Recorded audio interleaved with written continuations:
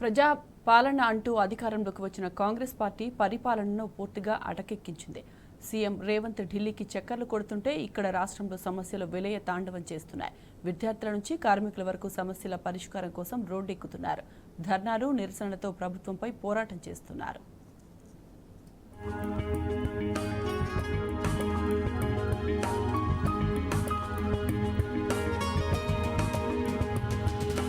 ధర్నాలు, నిరసనలు, ర్యాలీలతో రాష్ట్రం అట్టడుకుతుంది.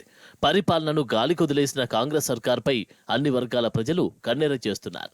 సమస్యలు పరిష్కరించాలని డిమాండ్ చేస్తున్నారు. హైదరాబాద్ లకిడికాపూర్లోని విద్యాశాఖ కమిషనర్ కార్యాలయం ఎదుట విద్యార్థులు ధర్నా చేశారు. ప్రభుత్వ పాఠశాలల్లో ఉన్న సమస్యలు పరిష్కరించాలని డిమాండ్ చేస్తూ విద్యాశాఖ కార్యాలయాన్ని ముట్టడించారు. కార్యాలయంలోకి వెళ్లేందుకు ప్రయత్నించిన విద్యార్థి నాయకులను పోలీసులు అడ్డుకొని అరెస్టు చేశారు. ఈ క్రమంలో ఏబీవీపీ నాయకులు, పోలీసుల మధ్య తోపులాట జరిగింది. కార్పొరేట్, ప్రైవేటు పాఠశాలల యాజమాన్యాలు లక్షల రూపాయలు ఫీజులు దండుకుంటున్నా అధికారులు పట్టించుకోవడం లేదని విద్యార్థులు మండిపడ్డారు.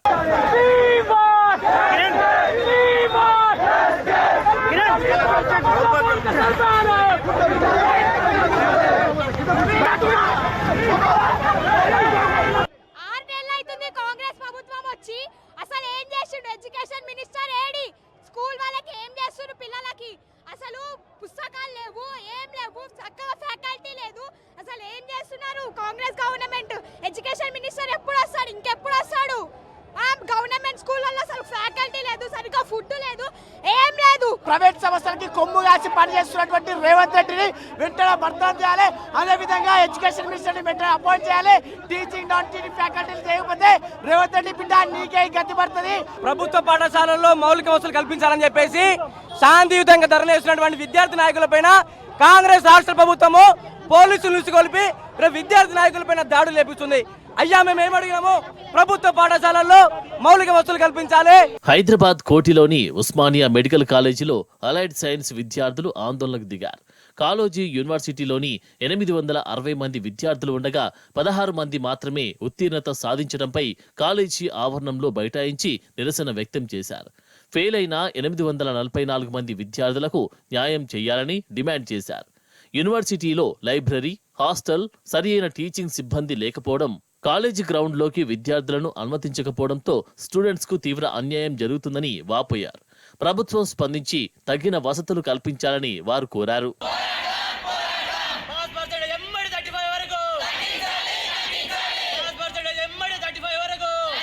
అలైడ్ హెల్త్ సైన్సెస్ స్టూడెంట్స్ మాకు ఈ కోర్స్ అన్నది కాళోజీ నారాయణరావు యూనివర్సిటీ నుంచి రిలీజ్ చేశారు. ఈ ఇయర్లో 860 మెంబర్స్ ఎగ్జామ్స్ రాస్తే ఓన్లీ 16 to 25 మెంబర్స్ని పాస్ చేశారు. అలా ఎలా జరుగుతుంది? 900 మార్క్స్ వచ్చిన వాళ్ళు ఇప్పుడు ఒకేసారి ఇంతమంది ఫెయిల్ అవడానికి కారణం ఏంటి? యూనివర్సిటీయే కారణం. మాకు తెలిసినంత వరకు యూనివర్సిటీయే కారణం. భద్రాద్రి కొత్తగూడెం జిల్లా కొత్తగూడెం ప్రభుత్వ ఆసుపత్రిలో డాక్టర్లు ఆందోళనకు దిగారు. ఆసుపత్రిలో మౌలిక వసతులు కల్పించాలని డిమాండ్ చేశారు. అధికారుల తీరును నిరసిస్తూ నల్ల బ్యాడ్జీలతో నిరసన చేపట్టారు. ప్రభుత్వ ఆసుపత్రి డాక్టర్లపై అజమాయిషీ చేసేందుకు తక్కువ స్థాయి వ్యక్తిని నియమించడాన్ని వ్యతిరేకించారు. వెంటనే కలెక్టర్ జారీ చేసిన జీవోని వెనక్కి తీసుకోవాలని డిమాండ్ చేశారు.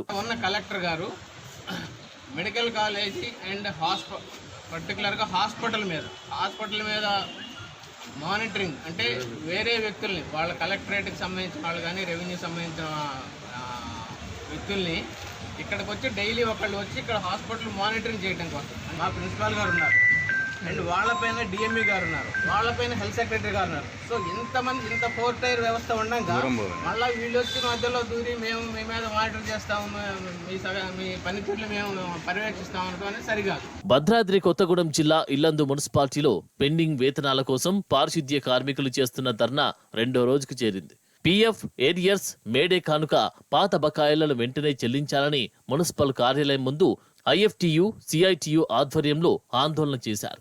పారిశుద్ధ్య కార్మికుల గురించి అధికారులు పట్టించుకోవడం లేదని వాపోతున్నారు. మున్సిపాలిటీలో జరుగుతున్న అవినీతిపై కలెక్టర్ విచారణ చేయించాలని డిమాండ్ చేస్తున్నారు.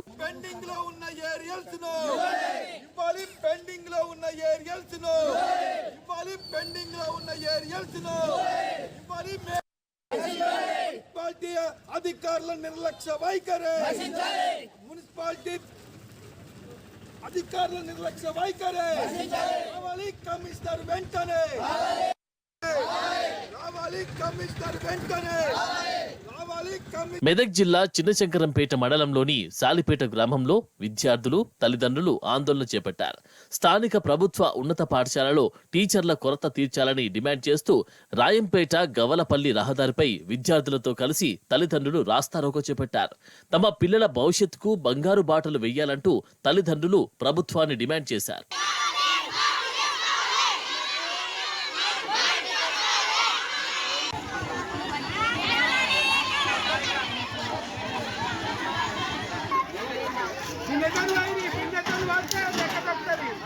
స్టూడెంట్స్, ఫార్మర్స్, ఆటో డ్రైవర్స్ ఇలా ప్రతి వర్గం తెలంగాణలో ప్రభుత్వంపై అసంతృప్తితోనే ఉన్నాయి. తాజాగా ఈ జాబితాలోకి గెస్ట్ లెక్చరర్లు చేరిపోయాయి. గాంధీ భవన్లో డిగ్రీ కాలేజ్ గెస్ట్ లెక్చరర్లు ఆందోళన చేపట్టారు. తెలంగాణ వ్యాప్తంగా డిగ్రీ కాలేజీలో పనిచేస్తున్న 1600 మంది గెస్ట్ లెక్చరర్లను రెన్యువల్ చేయాలని డిమాండ్ చేస్తూ ప్రొటెస్ట్ చేశారు.